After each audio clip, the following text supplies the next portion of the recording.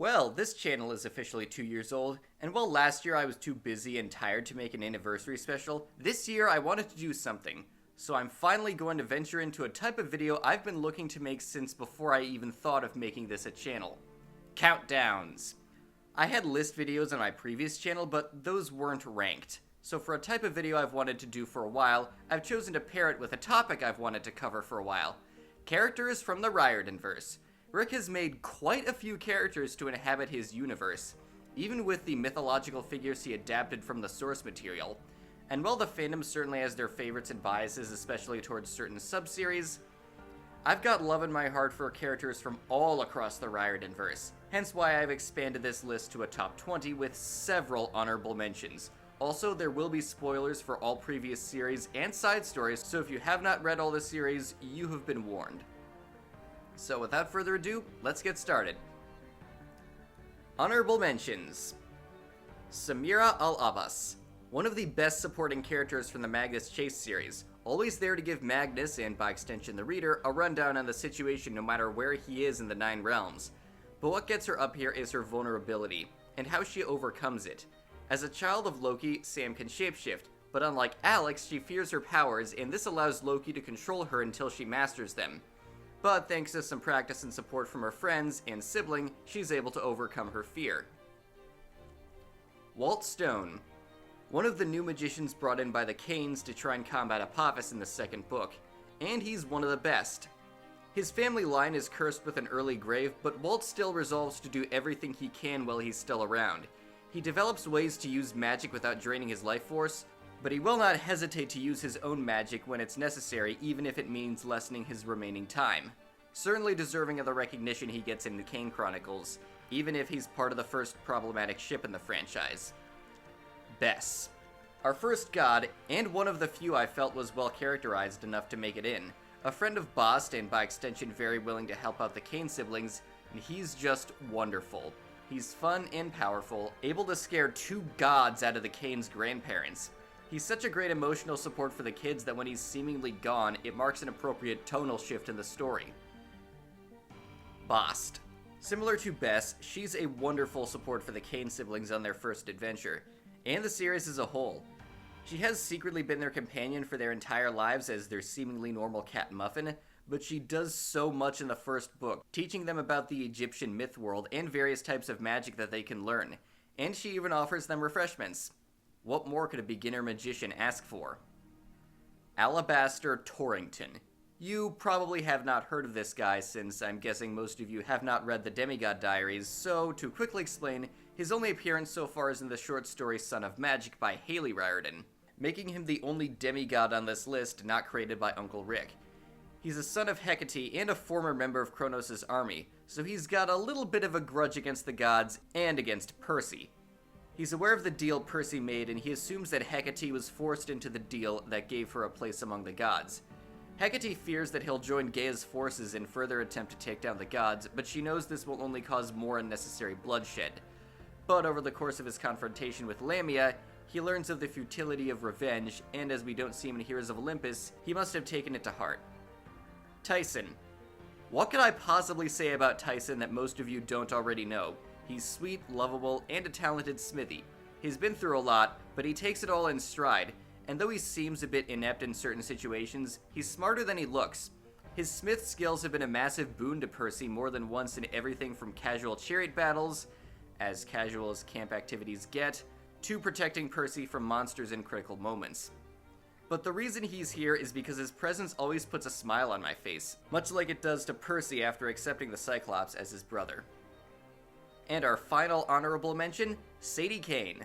The more reckless of the Kane siblings, Sadie is a sassy Brit, and I love it. She throws shade, primarily at her brother, but she still cares about him, as seen on the many occasions that he or someone else in her family is threatened, and when she learns Carter's secret name but doesn't do anything bad with it. Such a thing takes some real restraint. And then there's her arc. In The Throne of Fire, she starts off a bit fed up with her life and just wants to do something normal, but learns the hard way that when it comes to life, you've sometimes got to go with what you're given, even if it's your two suitors fusing together. Finally, we can start the list proper, starting with number 20, Grover Underwood. Yeah, even he barely made the top 20. That's how stacked this list was. Percy's first and best friend, Grover, is loyal to a fault. But when we first meet him, he lacks confidence due to his repeated failures.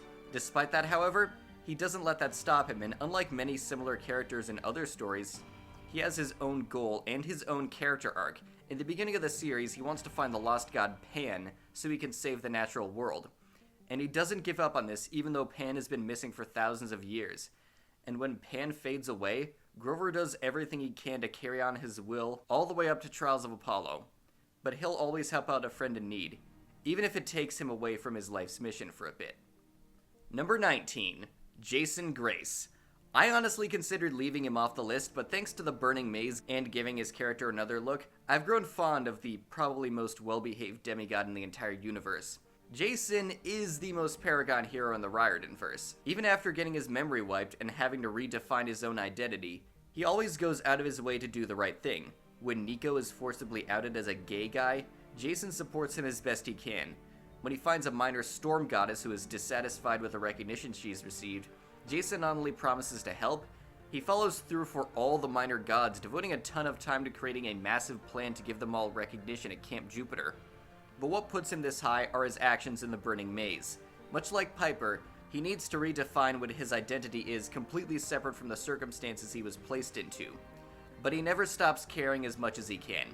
He tells Apollo to never forget what it means to be human, a very important lesson for the depowered god to learn. And despite breaking up with Piper, he still cares about her, and is prepared to sacrifice himself so she doesn't have to. But he still respects her enough to tell her about the prophecy, stating that one of them was going to die. And when he dies, it hurts. And when his body is returned to the Legion, they mourn him. Leave it to Uncle Rick to make us care about a character we all thought was bland right before he dies. Number 18, Thalia Grace. Simply put, Thalia is a badass. Even Annabeth and Luke at their most prideful recognize that. One of the only demigods capable of matching Percy in a fight. She's strong and she knows it, and she likes being in charge. But she isn't without a softer side. She's afraid of heights, despite how ironic that may sound, and even after joining the Hunters, she still does what she can for her other friends.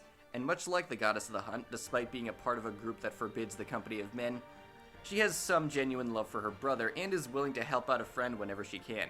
She still manages to have such a strong presence even when she isn't in the story for very long. The daughter of Zeus still remains as strong as ever. Number 17, Blitzen. The Magnus Chase series has a very strong main cast, and a big reason for that is that every one of them got a mini-arc in one of the books dedicated to them, and one of the earliest and best was Blitzen's, one of Magnus's first and best friends, like Grover was for Percy. Blitzen ran away from home because he wasn't like the other dwarves, living with Magnus and Hearthstone since they were all outcasts. He wanted to be a fashion designer instead of an armor smith, but thanks to a suggestion from Magnus, he finds a way to do both. And after the end of the story, he's able to live with the other dwarves while still being who he truly is. But if a friend needs help, he'll always be there, even if it's with another weird contraption. Number 16, Luke Castellan. The only villain on the list, and the only character whose death hits anywhere near as hard as Jason's. Luke is the most tragic character on this list. He was the victim of unfavorable circumstances, and to be fair, he was angered by a genuine injustice. The way the gods treat their kids and the minor gods was very bad, and he was far from the only half-blood who was angry with the gods for this. The problem was that he let his anger grow out of control, and his anger was then exploited by Kronos. When he's Kronos' main minion for most of the series, he's an effective antagonist, able to match Percy wit for wit and blow for blow. But even as a villain, we see him hesitate because it genuinely hurts him to do what he's doing. And that comes to a head when Kronos possesses him and Luke is barely able to break the Titan's control of him and put a stop to his rampage with a last-minute heroic sacrifice. But even then, he only wanted justice, and he is able to achieve it, even if it is posthumous. Number 15, Sally Jackson. The only mortal to make this list, and by far the best parent in the entire universe. Sally is much more developed than most parent characters in middle grade to YA series. She gave up on Poseidon, preferring to make her own way, even if that meant raising Percy by herself with Gabe abusing her. But once Gabe is out of the picture, she remarries and has another kid that isn't a demigod. She's always there when Percy needs her, but also tells him he needs to grow up and make his own choices when the time comes. She made an unfortunate choice with Gabe, but she cast it off, and is still the most loving mortal parent a demigod could ask for. Number 14. Magnus Chase. Someone a bit older and more jaded than Percy, despite how similar their narration may seem. He's homeless and does what he needs to get by, including stealing, albeit only from those who can afford to lose it.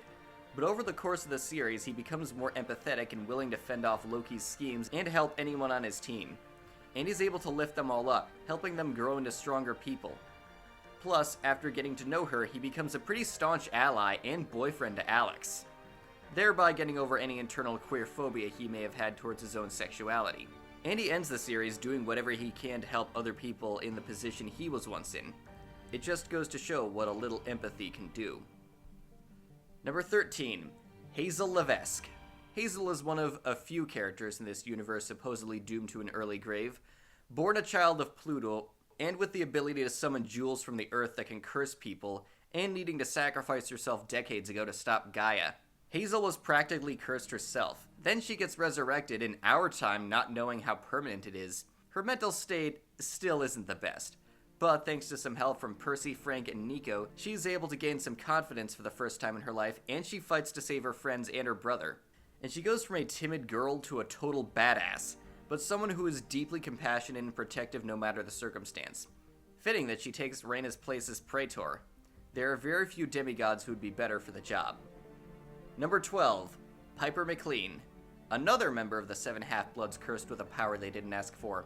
Unlike Hazel, Piper's arc is a lot more about making her own choices. She unwittingly used charm speak to gain a criminal record and kinda hates being a child of Aphrodite, with the cabin's whole thing being manipulation. At least until she gains her confidence and takes back control from Drew. And during the quest, she proves herself time and time again to be an invaluable member of the team. Oftentimes the only one who can foil powerful enemies and even minor gods who overpower the whole team. And when Trials of Apollo comes around and she breaks up with Jason, and then loses him, she takes back control of her life and finds someone else to love. No godly intervention needed this time.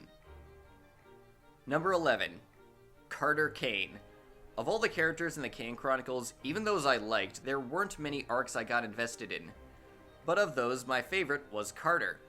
He takes all the insanity of his life in relative stride, at least as much as a guy can when he's thrown into a world of bickering gods, some of which want to end the world. He may not be as sassy as his sister or Percy, but how casual he is about his life makes his chapters plenty entertaining to read. And he keeps his friends and family close and does whatever he can to protect them. But in all of this, Carter is still worried about one thing: taking power. Fearing what could be too much for him to handle, but when it comes down to it, he does whatever he has to. From bonding with Horus for the first time to becoming the Pharaoh, only because someone has to. In all of this, he's able to mature in a pretty satisfying way. The House of Life can rest easy under the protection of their new leader. Number 10. Annabeth Chase. Finally at the top 10, starting us off is one of the oldest characters in this universe in terms of when she was introduced, all the way back in the very first book. Annabeth has experienced some awful shit. Parental neglect from her father, while her stepmother blamed her for hardships she had no control over. And do I need to mention the spiders? So she understandably runs away. She finds a family for the first time in Luke and Thalia, but then Thalia dies and Luke eventually turns traitor. Something she doesn't take well, even with Percy and Grover as emotional support. Throughout the remainder of the series, she still believes in Luke, desperately wanting to save him despite all the evidence to the contrary. And in a way, she was right. Family, Luke, you promised. Still hits hard no matter how many years go by. And she gets over her teenage angst and starts one of the best romantic relationships, in this universe at least, with Percy, someone she used to look down on. In terms of inner strength, she may be one of the strongest characters in this list, and she maintains this in Heroes of Olympus. And let's be real, judo flipping Percy was hilarious. And the journey through Tartarus. What do I even need to say here? Percy would never have made it out alone. And despite settling down, she still offers what wisdom she can to any demigods who need it. Number 9. Frank Zhang. I didn't know what to think of Frank when I first met him in Son of Neptune, and his contributions to the story are pretty spread out. But when you put them together, his ascension from a shy kid to a pillar of the Legion is just awesome. He grew up with a curse dooming him to an early grave, and his mom dying certainly didn't help his mental state. When we first meet him, he's a bit shy, the opposite of what you'd expect from a child of a war god. But given the chance at glory, he decides that if he's going to burn bright. And unlike Hazel, who got her answer after one book, Frank had a legit reason to think he was going to die right up until he almost does. And boy does he burn bright, becoming bolder in the process, fighting monsters, giants, gods, you name it. He earns the title of Praetor, possibly more so than anyone else we see in the series. And in every appearance since then, he continues to do the Legion proud. Number 8, Will Solus. I don't think I'd have included him on the list, or even the honorable mentions, but then The Son of the Star came out, and it did Will so many favors. Will had a relatively easy life, well, relative to most demigods, and then Nico enters the story and says, hey, I'm gay, and I think you're really cute, so ship? And when Nico tells him about the visions he's been having, Will helps without hesitation, and we get to see him learning. Will has bought into the surface level understanding that the underworld as a whole is the opposite of everything he stands for as a healer. But over time, thanks to Nico repeatedly challenging him, and him getting to know some of the underworld's denizens, he sees that it's not just doom and gloom. In a way, it's a reflection of life. Not only that, but he learns that darkness exists within all of us, and even himself. And in embracing his inner darkness, it makes him all the stronger, and his relationship with Nico becomes better for it. Solangelo is the best ship in the Riordanverse. Fight me. Number 7, Hearthstone. Remember what I said about Annabeth and traumatic shit? Well, Hearthstone has that too. Quite a lot of it. He was born deaf and his dad hated him for it, since elves are apparently ableist in this universe. But that was nothing compared to what happened after his brother died. Hearth's brother was killed by Brunmigi, which lives in a well. Partially because Hearth couldn't hear his cries for help. So their dad killed the beast and basically made Hearth a slave, forcing him to cover the beast's pelt with coins. Coins he could earn by doing chores, but he still needed to use them for meals. Basically, he was a slave with no hope of escape. It was so bad that it fulfilled the suffering prerequisite for rune magic. Pretty much the only good thing to come out of Hearth's past. Practicing the magic was the only thing in his life that brought him any joy. Thankfully, he ran away and found a new family in Magnus and friends. Eventually, he had to face his father again. This time, however, he had a way to pay for the Weir Guild. But with a catch. The gold included a cursed ring that tempted his dad into putting it on and turning into a dragon. One book later, Magnus kills the dragon, and Hearth sees his brother's spirit one last time and is finally able to move on. But even after everything, Hearthstone doesn't hate his dad. You have to hand it to him. He's as compassionate as they come in the Norse worlds. That is as true an example of inner strength you're likely to find. Most importantly, however, Hearthstone knew who he was. All he needed was a supportive community and time to heal. And he'll be alright. Number 6, Meg McCaffrey. From one abused child to another, Meg had it about as bad as Hearth did. Her father was killed by Nero, who forcibly adopted her to be his perfect daughter so he could control her completely. And he did this by physically beating her and threatening her if she didn't live up to his expectations. What followed was years of abusive parenting and Meg constantly trying to run away. On one of those occasions, she runs into a depowered Apollo who she becomes tied to. Apollo needs to complete several trials in order to regain his lost godhood, and Meg is now tied to him and is magically put in control of him. One trip to Camp Jupiter later, and Meg and Apollo have come across one of the first trials involving a grove. At said grove, Nero shows up, and has such psychological control over Meg that he's able to order her to come back to him. Eventually she is able to escape and get back to Apollo and co., and when she does, she acts feisty and apathetic like she isn't bothered by the abuse she's suffered. Except she is, and Apollo notices this, comparing it to the abuse he's suffered from his own father. Accompanying Apollo on his adventures, they help each other along, and Meg is able to begin healing within a supportive environment, reclaiming agency over her own life. But during the events of Tower of Nero, she is captured by her abuser again, and seeing her back under her adopted father's control is just horrifying for Apollo. Devoid of any joy or freedom to be anything but Nero's soulless puppet in his pretend family. But thankfully she doesn't have to stay that way. With help from her friends, Nero is defeated and finally destroyed for good. And Meg is finally able to express a bit of vulnerability openly. Not only that, but she devotes herself to helping Nero's other adopted children and heal and recover as well. Meg's story, while similar to Hearthstone's, is much more about breaking free of her abuser's control than about being proud of who she is. Nero's shadow hangs over her and the other adopted kids constantly, even when she's with Apollo and friends. And only when he's finally out of the picture is she able to heal. It's brutal, but one never needs to be shackled to it forever. Number 5, Alex Fierro. Rick, what was with you in the increasingly tragic backstories throughout the last 2 main series? Newest on the chopping block is everyone's favorite gender-fluid child of Loki. Alex was kicked out by her transphobic father and forced to live in the streets like Magnus. And the chopping block comment is no exaggeration. Because also like Magnus, Alex is dead, and in Valhalla, as an Einherji, since she dies defending another homeless person. Unlike most other Einherji who came from a similar upbringing, Alex doesn't even have a supportive environment since due to her being gender fluid, her floormates don't trust her at first, calling her Arger, which means unmanly. But Alex is able to win them over, starting with Magnus. How? By being unapologetically herself. She probably has more sass than anyone else in the Magnus Chase series, and that includes Jack. Not only that, she teaches Sam to embrace who she is, thereby allowing her to take control of her life the way that Alex did. And she ends the series by joining Magnus in starting a homeless shelter. You see that? The bigots can hate us all they want, but eventually others will see sense. Some may even stop hiding who they are in the process. We're just going to live our lives until then, and we will never stop fighting. Number 4, Reina Avila Ramirez Arellano. Unlike most main characters in the universe, Reina seems pretty well adjusted. She has a deep understanding of the world as is, and she's the head of the Roman Legion as a praetor.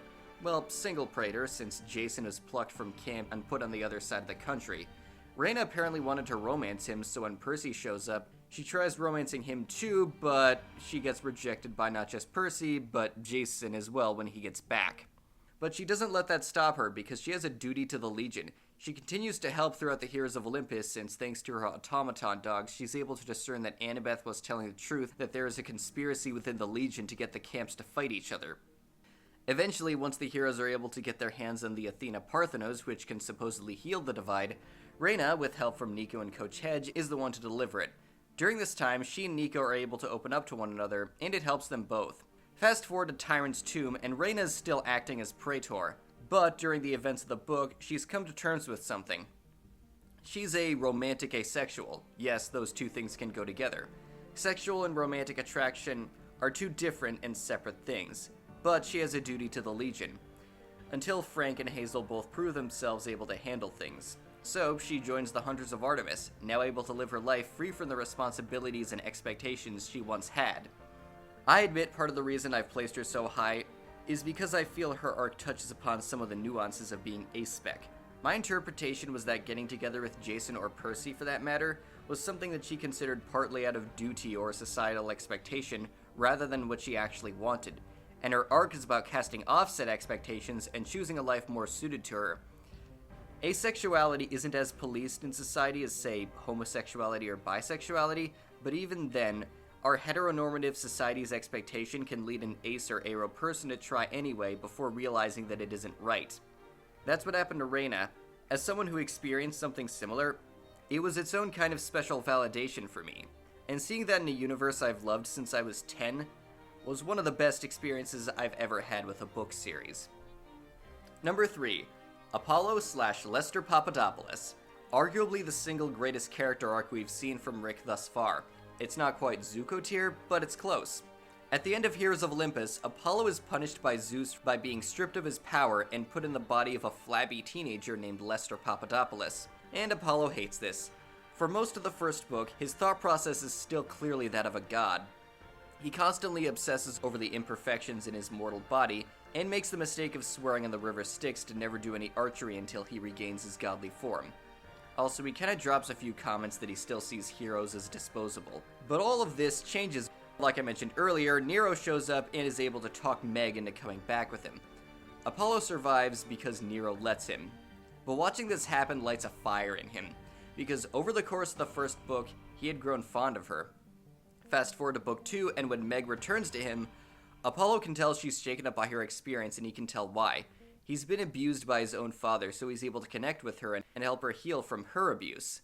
Later in the book, he's come so far that he's ready to sacrifice himself, giving up his one chance at getting back his immortality in order to save Meg. This doesn't end up happening, but in helping defeat Commodus at the end of the book, he becomes a hero like many of his children.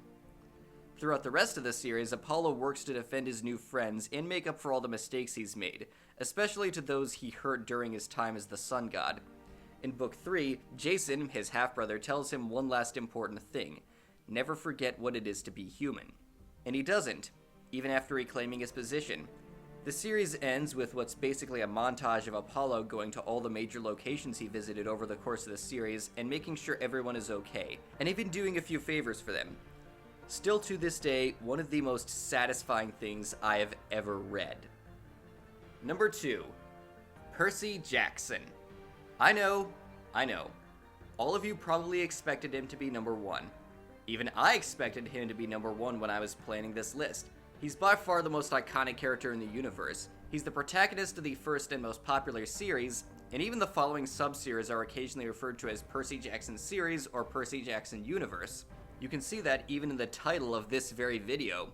It's easy to forget, but Riordanverse isn't a term that's commonly used or known outside of this fandom, and chances are if you're here, you already know why he's this high. Even though he isn't my absolute favorite character, he's still one of my childhood icons, and I'm very happy he's still around. So let's start at the beginning. The very beginning. He's sassy, silly, sarcastic, and extremely entertaining, even if some of his jokes don't age well. How entertaining he is was the thing that hooked me on this series in the first place, and he remains just as entertaining no matter how old he gets. Since he's been through some trouble that a lot of us can relate to, especially if you've ever felt out of place in society, getting harassed everywhere, and struggling in school for things that aren't really his fault. When he learns the truth about himself, he's still dissatisfied and angry with his dad, but over the course of the series, he just learns to live with it, along with the friends he's made along the way. And though he still screws some things up, like how he isn't the best at empathy in certain situations, he does what he can. He'll make friends with those who need him, and he'll help and support them even when his memory gets wiped at the beginning of Heroes of Olympus. Most notably, he turns down a chance at immortality because of a promise he made to Luke, and his loyalty to Annabeth. And he makes a change to offer a better life for other demigods and for the minor gods. Not only that, but despite a rocky road, his relationship with Annabeth survives, and it's strong enough that the two are able to make it through Tartarus together, the worst place for someone like them to be. And while they are there, they have to endure some of the worst things imaginable for this universe. And Percy in particular is confronted with all the mistakes he's made and all the people he's hurt or lied to, including Bob, previously known as Iapetus, who helped him through the journey despite that. But amidst all that, he persists despite the mistakes he's made, and he has a positive impact on the world even if he can't see it sometimes. In Heroes of Olympus and Chalice of the Gods, which is currently the latest book released, he contemplates how little has changed with the gods, and he asks himself if doing any of what he's done will actually help. But Poseidon has a few words for his son towards the end of the book, telling him that change isn't always visible right away, and he's still a hero because he wouldn't let Ganymede down when he came asking for help. I don't know what's in store for him in Wrath of the Triple Goddess or the last book in the trilogy, but I may need to make an update to this list depending on what happens. The last canonical moments where we see him are in Tower of Nero and The Sun of the Star, where he and Annabeth are attending New Rome University together. At last able to cast off being the god's errand boy, knowing that yes, he did help a lot of people, and he did help change things. Because if your life is going to mean anything, you have to live it yourself. Number 1. Nico D'Angelo. Coming in at number 1, we have a surprise pick, but when I thought about it and considered how he had resonated with me on an emotional level over the course of the many, many books he'd been in, I couldn't not give the Son of Hades the top spot. When we first meet Nico, he doesn't have a support structure aside from his sister, who quickly joins the Hunters of Artemis. Oops. And when Percy comes back from the quest, telling Nico his sister is dead, Nico flips out, revealing his heritage as a son of Hades before storming off. When we see him again, he's trying to find a way to bring her back, but is unable because she doesn't want to come back, and this tears him apart. But after some time, he is able to move on somewhat, still not over her death, but accepting that he can't bring her back. When he comes back to camp, he's able to find a safe place for himself whenever he needs it, and throughout The Last Olympian and The Son of Neptune, he helps as much as he can. Then House of Hades comes around and he's forced out of the closet as a gay guy, revealing that there was another reason why he felt disconnected to those around him this entire time. Also that he was crushing on Percy.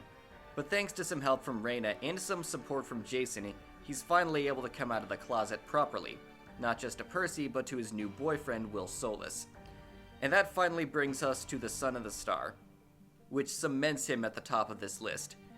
Nico has to go back to Tartarus with Will and confront some of the worst monsters and demons, and Nyx, goddess of night, in order to rescue Bob, who is still trapped down there.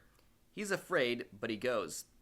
Amidst all of this, he faces his inner demons and finally lets himself be happy. And I love how the processing of all this is portrayed in The Son of the Star, with Nico having to talk about his feelings with Will, Chiron, and Mr. D. Now he's finally out, proud, and happier than he's ever been. One of the longest arcs, but also one of the most satisfying. And to this day, the character arc in this universe that has resonated with me the most. And that might be the best way to round this list out, because that's the number one thing that I love about the Riordanverse. Rick will put his characters through the ringer in all manner of ways, be it abuse, abandonment, loss, bigotry, accidentally blowing up your school and getting kicked out for it. But through all of it, they persist and come out the other side changed for the better, with a much better understanding of who they are and who they want to be. Something that's helped me at points in my life where I felt I've needed it, even as I grow older.